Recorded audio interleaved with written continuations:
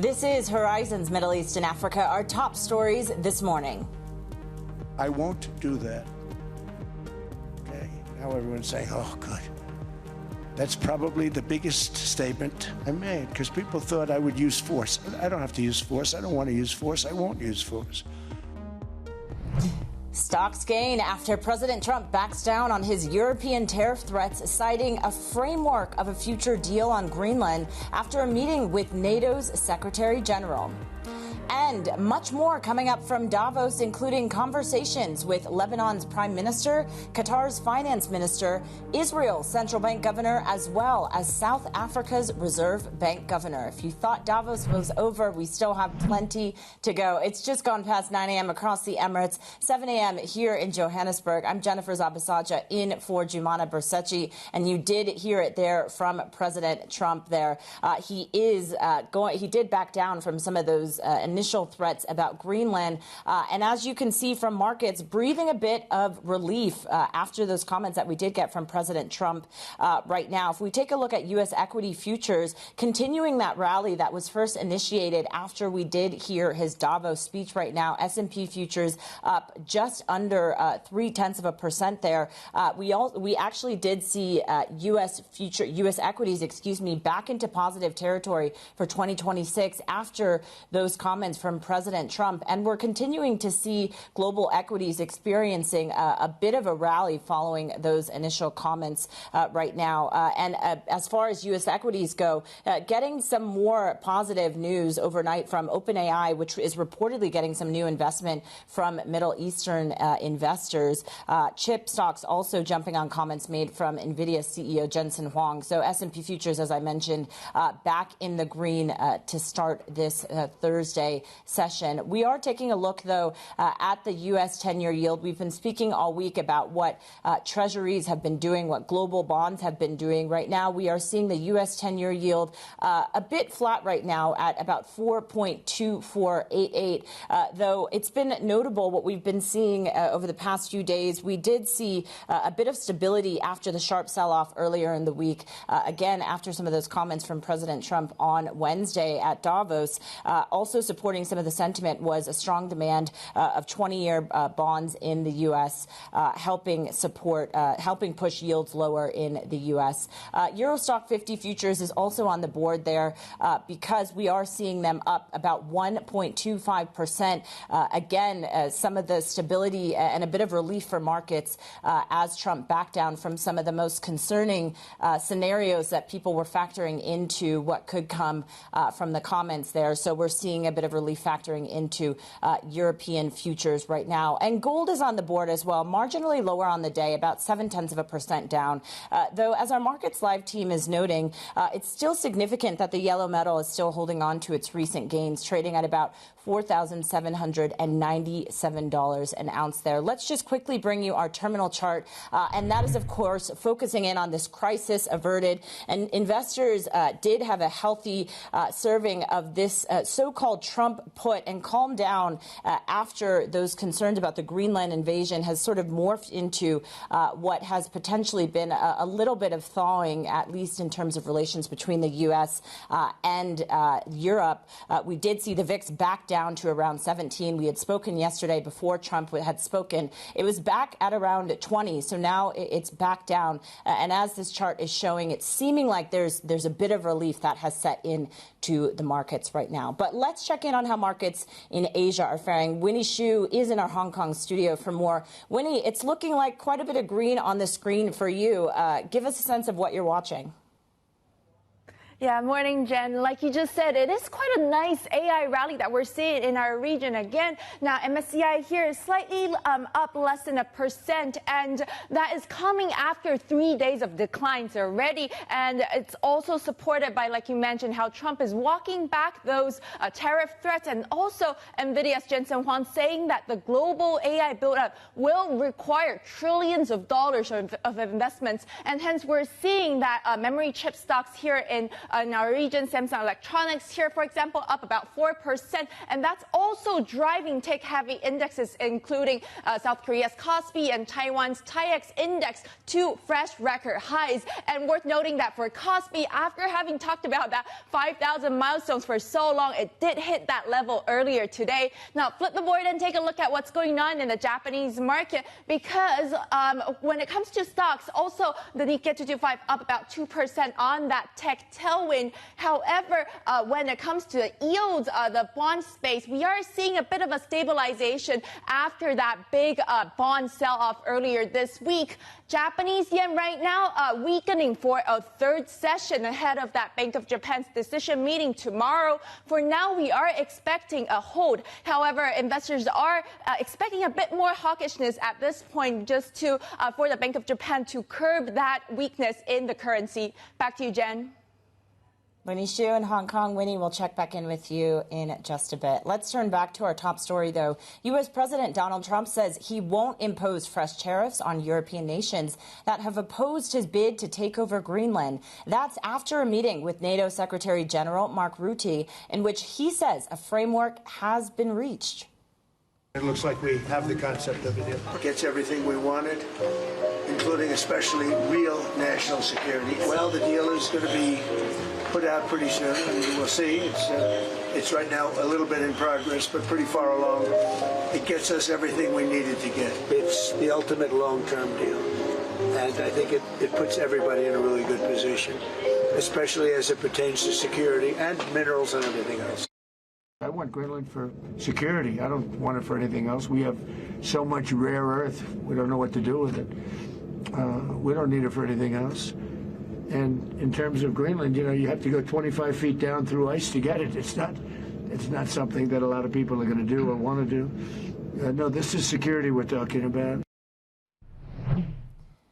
Now, President Trump also told CNBC that the U.S. will be involved in mineral rights in Greenland forever. For more details, Horizon's anchor Jumana Bersetchi joins us now from Davos. Jumana, what more do we know about this deal? We heard quite a bit from President Trump on Wednesday. That's right, Jennifer. And I guess there was a lot of anticipation ahead of President Trump's speech yesterday. And what I will say is it started with ice and it ended with a thaw. I think this is perhaps not the baseline of what people were expecting. And during the speech yesterday, President Trump even reiterated his desire to take over Greenland, if not by force. A couple of hours later, he had that meeting with Mark Rutte, who's the Secretary General of NATO, and completely changed his tune. He said that they have reached a framework regarding the future of Greenland. Of course, we don't have a lot of details on that, but most significantly for markets and, of course, for European allies is that threat of extra tariffs going up in February is no longer there. So what we are seeing is a retreat of some sorts. However, he seems to be presenting the fact that this is somewhat of a success in terms of the discussion, in terms of the U.S. managing to extract concessions regarding the type of presence that they want in Greenland. And now, Mark Rutte himself gave an interview later in the evening. He was asked about whether Greenland's sovereignty was discussed. He said there was no discussion at all about Danish sovereignty. However, there could be a setup whereby the U.S. has enhanced sovereignty over certain military bases in Greenland. Again, we don't have a lot of details there. What we do know, however, is something that President Trump did say in an interview, and you just played it, is that minerals and some sort of agreement vis-a-vis Greenland's critical minerals is also part of the deal as well. He also said regarding Golden Dome that there are discussions there, and of course, that is the planned missile defense system. So, yes, there seems to be a retreat of some sort. We don't have a lot of details, but definitely things are looking a little bit calmer than they were this time 24 hours ago, after weeks of President Trump threatening to invade, acquire, or take over Greenland by force. Jumana, there's also significant attention being paid to the Gaza Board of Peace, which the signing is happening today. You've been following that closely. Of course, that is a priority for President Trump. What is the expectation there? What is some of the rhetoric that we might get out of that? Yeah, it's interesting because in the speech yesterday, there was not a lot of reference to the Middle East. So I expect that that's going to be the focus today. There is going to be the signing ceremony for the Gaza Peace Board. It is very controversial. He has sent, well, the administration has sent out invites to 50 world leaders to be present on that board. They say that around 30 to 35 have accepted. We'll see how many of them will actually be at the signing ceremony today. And later, late in the evening yesterday, a handful of nations from the Middle East region did say that they had accepted the invitation, including the likes of the Kingdom of Saudi Arabia, Qatar, UAE, Turkey, and Pakistan as well. So they put out a joint note. However, it is also noticeable that many European nations have pushed back. The likes of Macron, one of the first out of the gates to say that the terms were unacceptable. Meloni yesterday also rejecting the invitation there. And I think one of the key concerns is that the way that this is being presented is not just a peace-making body or a peace oversight body for Gaza, but an international one. And therefore, there's some questions about whether the ultimate goal here is to displace the United Nations. Other questions around that $1 billion reported proposal for members to have to pay to maintain a permanent seat on the board. Again, that is a huge sum of money that I don't think many countries are going to be willing to put up. And then the third element that's also quite controversial is the U.S. oversight of it and the fact that President Trump could continue to chair that board long after his term ends.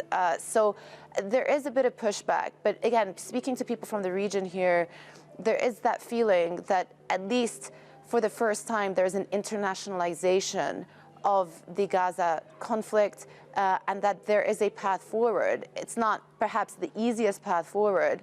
And the way this board is going to be set up is you will have an international body, you will have a high representative. He was named, he's a Bulgarian national, overseeing a technocratic committee formed of Palestinians from Gaza who will be involved in the day-to-day administration. And many of them are coming, well, actually all of them are coming from technocrat backgrounds. Another important thing to note, though, is that Israel had been very vocal in their own criticism of this Board of Peace. So let's see whether the Trump administration can turn this phase one of the deal into phase two and what will actually come out of that signing ceremony today.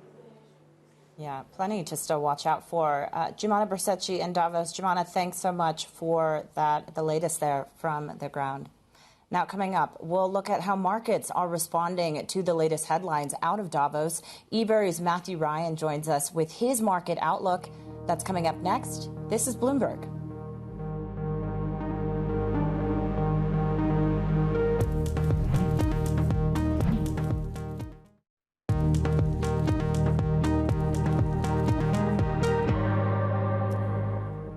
Equities have rallied and precious metals fallen after President Trump abandoned his tariff threat against Europe, easing trade war concerns. For more market insights, we're joined now by Matthew Ryan, market strategy head at Ebury, joining us from London. Matthew, thank you so much for joining us. So your base case is that the Trump put still stands firm, but I wonder after Wednesday if you think some of the downside risks for Europe are completely in the rear view. Yes, well, I mean, first of all, I think it's worth reiterating. I think this U-turn was never really in doubt. I think the only real surprise for us is that it's happened so quickly. It comes as no real shock to us because this is a classic play right out of Donald Trump's playbook, a tactic that we've seen him use repeatedly since Liberation Day, whereby he uses these tariffs as sort of a blunt instrument, a negotiating tool in order to get his way on the world stage. And we've been saying all week that I think the smart money was on history repeating itself and Trump dialing back this protectionist rhetoric once he achieved some concessions with regards to Greenland. That seems as though that's exactly what we've had in the last sort of 24 hours or so. In terms of Europe and the euro, well, I mean, I think at the moment what we've seen is we have seen a bit of reversal in that Sell America trade, but clearly we've not seen a sort of full recovery back to the levels you were pre-Greenland tariffs. Why is that the case? Well, we've gone from a period of short-term uncertainty surrounding the tariffs, but now actually markets are looking ahead to possibly a bit of a prolonged period of negotiations with regards to Greenland. There's still a lot of uncertainty as to surrounding what kind of framework deal this is. We don't really have any details. And as we know, markets like clarity, they like certainty. And at the moment, they're not really getting that from President Trump. So then what do you think is the next shoe to drop then? Because we have seen European futures at least stabilizing, or, you know, they're in the green right now. Do you expect more upside then until we get some clarity about the next deal? Yeah, I think we're still sort of favourable on risk appetite and risk assets at the moment. I think this geopolitical episode we've seen since the beginning of the year, particularly Trump's threats over tariffs regarding the Greenland situation, has presented a big sort of obstacle for risk assets so far this year. But, you know, I think we're still fairly optimistic. The fact that the tariffs are now pretty much off the table, I think that was the big thing for markets. It was not necessarily the details of the deal that they were overly concerned about. It was the prospect of fresh tariffs that, should they have remained in place for any sort of length of time, we could be looking at potential hits to global growth, particularly, of course, in the euro area. So the fact that that's removed and that it's likely that we won't see a return to these tariffs, we hope, touch wood, I think that presents an encouraging backdrop for risk assets, European equities, and the common currency, which we think is well placed this year. And actually, this latest episode really does support and reinforce our sort of bullish view on Europe, particularly the euro. As it pertains to global growth, Matthew, you say a significant increase in long-term yields is probably the biggest downside risk. What are the levels that you're looking at? Because earlier in the week, we obviously did see across global longer yields, long-end yields across the board rising. What are the levels that concern you the most? Well, really, I think we're looking, as I say, our big risk is a sort of sustained and sharp increase in yields sort of across the board. You know, we're in a situation whereby governments continue to run large deficits, in many cases very high debt to GDP ratios, at a time when populations are aging, the share of dependence is growing. Governments around the world are unable to rein in welfare spending, so borrowing needs remain very high. At a time when also inflation expectations are still quite elevated, we've got concerns over Federal Reserve independence. We think that means that yields will likely stay elevated this year and possibly move higher. I think markets will be happy for now, and if we were to see sort of a more gradual uptick in yields, whether that be in the US or globally, I think they'll be taken in stride by markets. But what they don't want to see is sort of what we're seeing in Japan at the moment, which is real concerns over debt levels, over fiscal spending that could lead to a sharp and aggressive increase in yields in a short period of time. That I think would be the big risk to markets, and it's something, as I said, we're looking at very closely as we go into 2026. Does that affect your view on what we see from the Federal Reserve, especially the Federal Reserve Chair, and what ultimately we get in terms of the amount of cuts for 2026?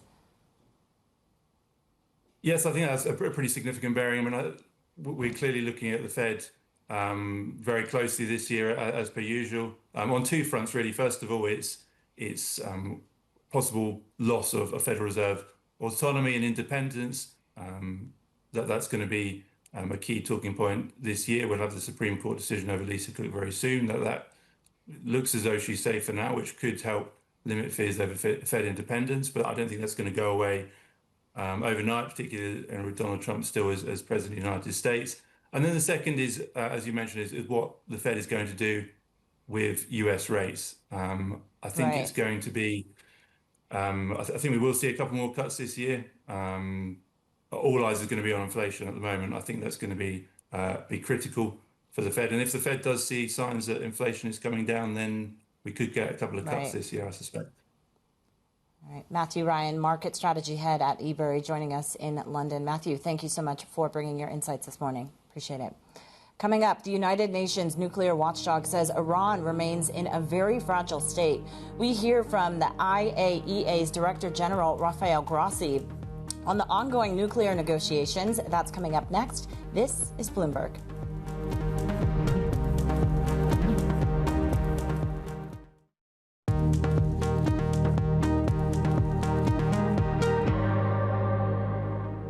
The director of the International Atomic Energy Agency has told us that Iranian authorities seem open to easing tensions over their nuclear ambitions, including resuming inspections in some locations. Speaking to Bloomberg's Jumana Bersetchi in Davos, Rafael Grossi says the situation remains very fragile. I'm constantly in contact with foreign minister and others in Iran. I think that's important. The dialogue continues, however difficult it may be, the dialogue continues. And, you know, I don't know about military decisions taken by nations. What I can say is that it will clearly be helpful if we can clear this situation from the list of potentially dangerous situations that may lead to situations like the ones we lived last year. So clearly, this is an open question, and we need to provide answers to that. The sooner, the better, yeah. Is it your sense that Iranian authorities want to go down that route? They're open to those negotiations with you, and that they're open to allowing further inspections? I think so. But there's always the small letter. There are sometimes conditions. There are sometimes expectations that they may have. And don't forget that as a background to what I may be doing with Iran, there have been some bilateral consultations with the United States, which are very important. We encourage that, of course, but that there is a mutual implication on these two processes, which are parallel. They do not touch each other, but there is a reciprocal influence, if I can put it like that. Yeah. Do you see this as a precarious moment right now in Iran? It's very fragile, and so I think we need to fix it as soon as possible. That was the IAEA's Director General, Rafael Grossi, speaking to Bloomberg's Jumana Bersetchi in Davos. Now, U.S. envoys Steve Witkoff and Jared Kushner are set to travel to Russia later today for talks with President Vladimir Putin on the latest proposals for a peace plan to end the war in Ukraine. Speaking to Bloomberg's Anne-Marie Hordern at the World Economic Forum in Davos, Witkoff said everyone wants to see a peace deal happen. I think that they've asked for the meeting. The Russians have invited us to come, and that's a significant statement from them.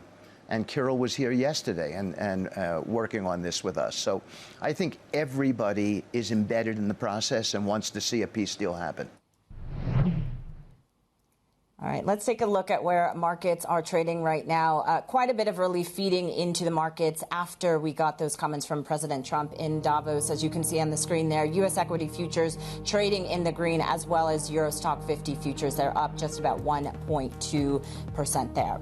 Now, coming up, we hear from Lebanese Prime Minister Nawaf Salam on whether enough has been done to address Hezbollah's disarmament. That interview next. This is Bloomberg.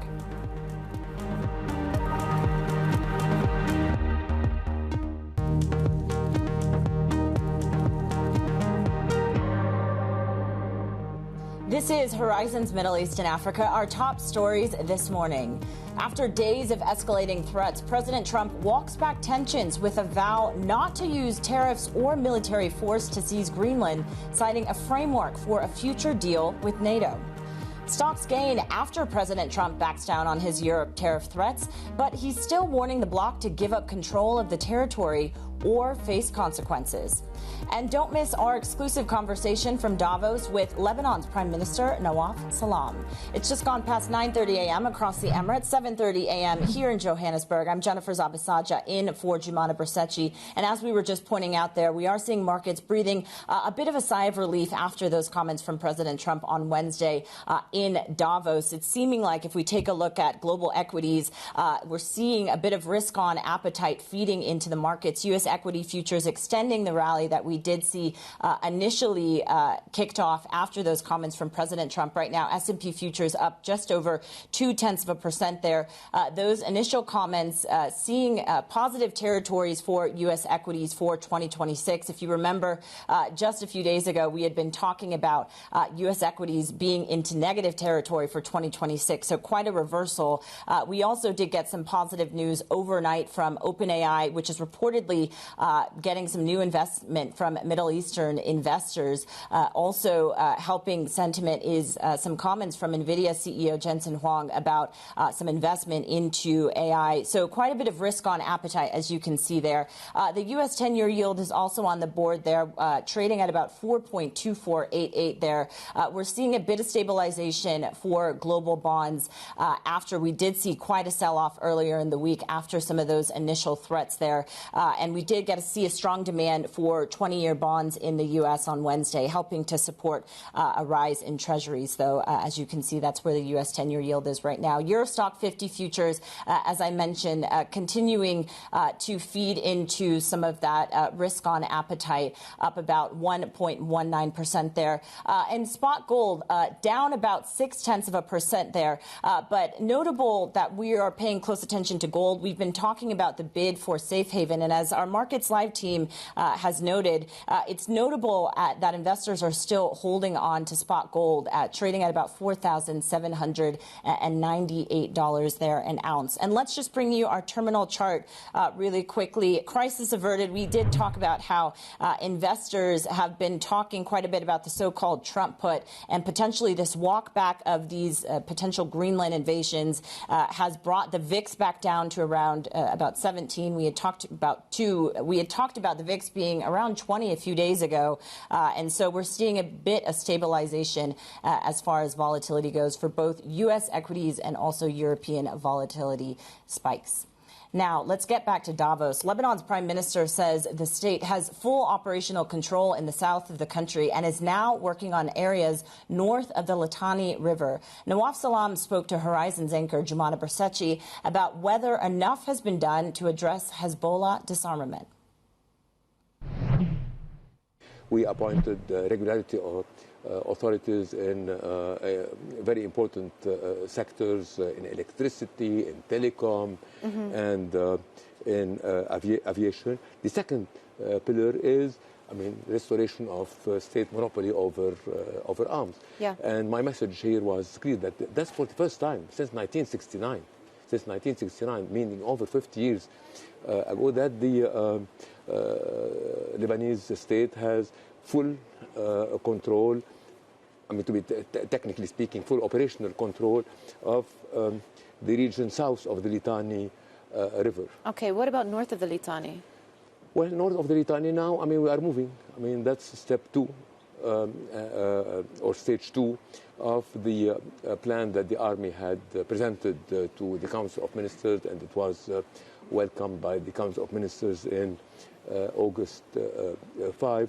But believe me, that's a historic moment, and in a very difficult environment, that we were able to now restore state sovereignty over South Lebanon. What is your level of concern about an all-out war with Israel again?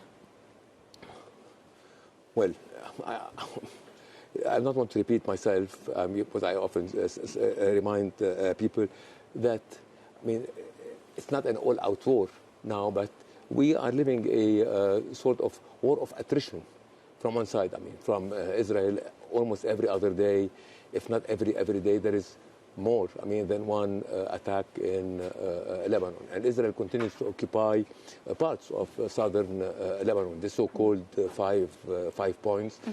And, we are trying to mobilize the international community, and we are not going to spare any diplomatic or political means to put pressure on Israel to abide, by what it had agreed to in the famous announcement of cessation of hostilities to fully withdraw from Lebanon. For more on this, let's bring in Jumana Bersetji, who is in Davos. Jumana, great interview there. What more did you learn from the Prime Minister?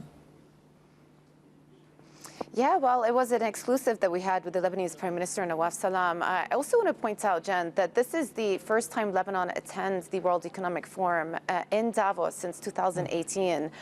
Effectively, Lebanon has not been present for the last few years. And I think, that in itself is quite notable. And the message that the Prime Minister wanted to send, and that was another part of the interview to the international community, is that Lebanon is back. And this is part and parcel of their rehabilitation once again on the global stage. And again, part and parcel of the initiatives that this government has taken over the course of the last year. And we spoke about both the political initiatives and also the banking initiatives as well. It has been a two-pronged approach. He said for the first time since 1969, the state has full monopoly of arms south of the Litani River. Obviously, that is a river in the southern part of the country. And he is referring there to the disarmament process of Hezbollah so that the government itself, the state itself, has monopoly of arms. However, one of the big questions that people have still is what about arms in the rest of the country north of the Litani, in the Bekaa Valley? And he said that is phase 2 of the disarmament process, but it is still ongoing. At the same time, you just heard there, I asked him about his level of concern about a possibility of an all-out conflict with Israel again.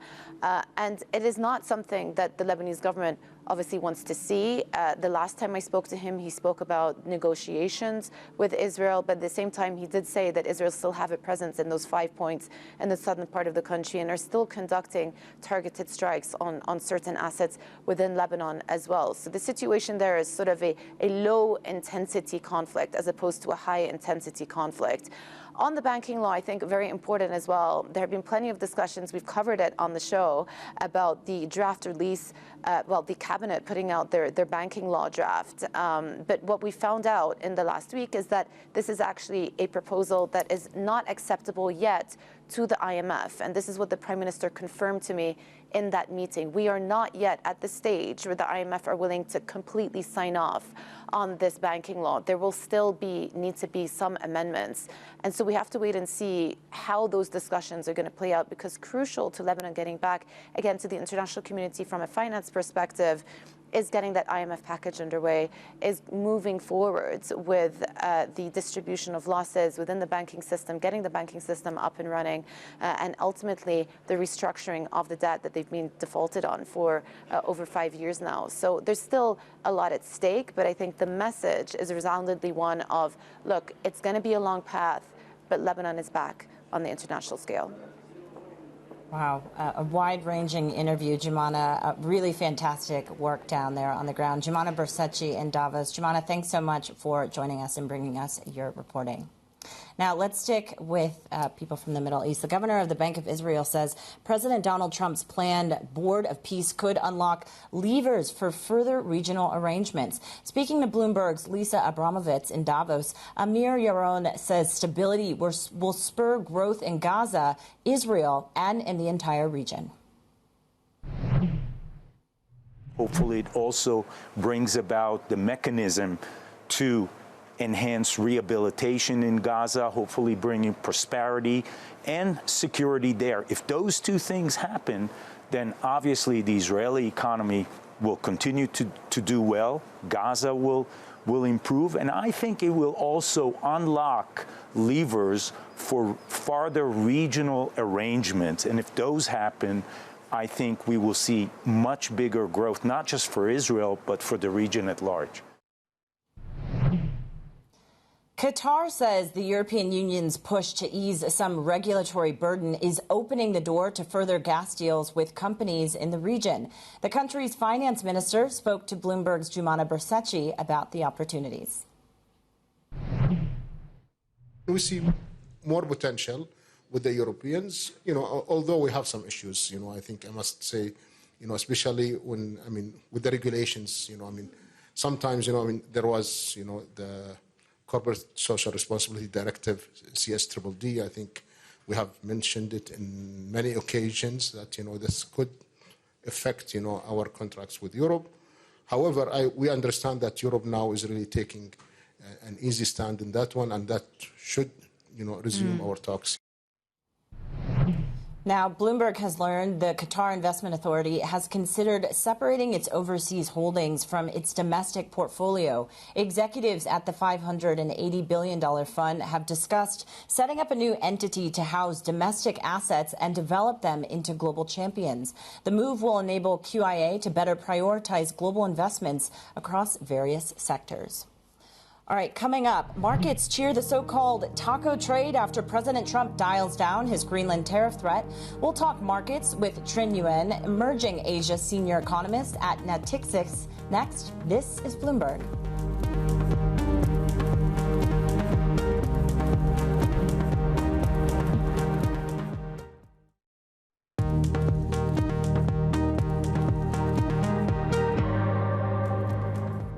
Welcome back to Horizons Middle East and Africa. I'm Jennifer Zabasaja in Johannesburg. Emerging market assets are rallying after President Trump dialed back his threat to slap tariffs on European nations, opposing his effort to take possession of Greenland. Trump's announcement came after a meeting with the NATO Secretary General in Davos, touting a framework of a deal. Joining us now is Trinh Nguyen, senior economist for emerging Asia at Natixis. Trinh, great to have you on the show. Thanks so much for joining us. So, we're seeing Asian equities joining in the risk-on appetite, really, that is setting in for this Thursday, reversing some of the losses that we saw earlier in the week. Let's just start with Asian equities. Do you see clear skies ahead for Asian equities? What's your concern here right now as we see green on the screen for the most part? Well, certainly it's a big relief. If you saw the yield curve steepening, that was really an omen sign for risk assets because investors were looking at higher risk premium. But today we see a huge relief. But just because investors are looking for diversification doesn't mean it's a tide that's going to lift all boats evenly. I think the continuous key themes that continue to diverge, shows divergence in EM really will be debt, defense, and more importantly, how these countries are faring, cyclical factors such as AI and tech. And I think in Asia, those that can fare these different factors better will do much more. So already you are seeing, for example, in India is an example where despite of huge domestic demand, it's cyclically not so exposed to sectors that are winning, such as tech, on the manufacturing export side, because even though that's gaining, it's much the smallest share in Asia vis-a-vis countries like Singapore, vis-a-vis countries like Vietnam, and more importantly, countries that are very exposed to sectors that are very lagging, which is oil, like Indonesia, the energy sector are not doing as well. So I do think that there's divergence. The second theme, I think, will continue to be resonating across markets, even if we have a relief today, is really the debt factor. The fact is that geopolitical risk means that we're going to have higher fiscal spending across the globe. In Europe, in Asia, people are looking at the 8th of Feb elections in Japan, and the reality is defense will rise there, fiscal spending will rise there, and expenditure on social welfare is unlikely to decline very much. So we have huge issuance coming up, meaning those that traditionally would fund emerging markets would be much more hesitant because they have higher yield onshore as well. So the JGB concern from earlier in the week seems to still be a factor at play for you. Absolutely. I do think the higher yields of the Japanese yen isn't just a domestic story. It is a global story. And it's particularly salient, this diversification trade. So when you look at overexposure to U.S. assets, whether it's U.S. Treasury or U.S. equities, but specifically U.S. Treasury, you have to think that investors will have to look for assets that yield similar return with similar risk profile. It's a highly rated asset, and more importantly with liquidity. So therefore, I do think that divergence will happen in that European assets that offer similarly, or within Asia, more developed markets that can fund itself will probably do better than those that face cyclical factors in the short term that push down income, and at the same time with higher debt that push them to have higher issuance, to need investors who are a bit more shy because they are getting more juice to squeeze onshore, and they're not willing to go out there unless those countries are willing to pay higher yields, and that's exactly what's happening. You see that when JGB yields rise on the longer end, it pushes up yields across countries that are more dependent on foreign investors. Indian yields went up, and so is Indonesia. And I think that the respite will come from the Fed, really. When the Fed actually cut rates, then that will put less pressure on JGBs, will put less pressure also on the yen, and also less pressure on emerging markets that need foreign funding. Trinh, can we talk about the narrative around AI and tech? You mentioned this at the top of the segment. How much does AI play into potentially some of the beneficiaries in EM that we see in this uncertain environment? Right, the price of semiconductor chips, particularly memory, has gone up. It's the most valuable item in trade globally. Not everyone is going to gain from this, obviously, because within the sector you have the winners, but within different countries, exposures are very different. So as a result, we do see bifurcation in earnings. You see bifurcation in countries' export earnings, for example. So, for example, if you look at countries that have a really good mix, they'll do much better. And I think this is where, again, when you look at countries like Indonesia, where the export share in terms of tech is very small and it's primarily energy and commodity and nickel driven, then that is not going to be as supportive. At the other hand, when this actually slows down, which is not imminently in the moment, then that can be an area you can look at because it's primarily a domestic demand story. But at the juncture, given the fact that it's a domestic demand story, and that domestic demand story has higher fiscal funding needs, then it's at the mercy of the market, which means it probably will have to pay more to fund its debt. And I think that's a short-term divergence that we're going to see how AI, diversification, debt and defense all pushing for divergence in performance in the short term. Trinh, you're the perfect guest to have on today. Thank you so much for joining us and for bringing your analysis on. Trinh Nguyen, Senior Economist for Emerging Asia at Natixis. Thank you so much, Trinh. Now, Egypt's president says the war in Gaza has taken a heavy toll on the Suez Canal revenues. Speaking at the World Economic Forum in Davos, Abdel Fattah el-Sisi said disruptions have cost billions of dollars. We always have the Suez Canal, which is a major waterway. This waterway has been affected very, very hard by the war in Gaza. And therefore, we as Egypt, we're paying the price. We have lost billions of dollars because of the impact of the war on the major waterway, which is the canal, the Suez Canal, for the last 2 years. We stick in the region next and bring you South Africa's Reserve Bank governor, who tells us inflation is expected to remain benign, keeping the door open for interest rate cuts. We'll bring you some of our interview next. This is Bloomberg.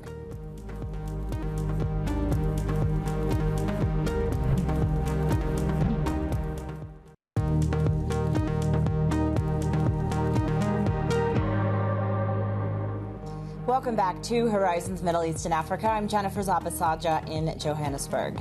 Minutes from Nigeria's central bank show policymakers were split over whether to cut or hold interest rates in their November meeting. A deadlock vote left Governor Olayemi Cardoso to cast the tie-breaking decision to keep rates on hold at 27%.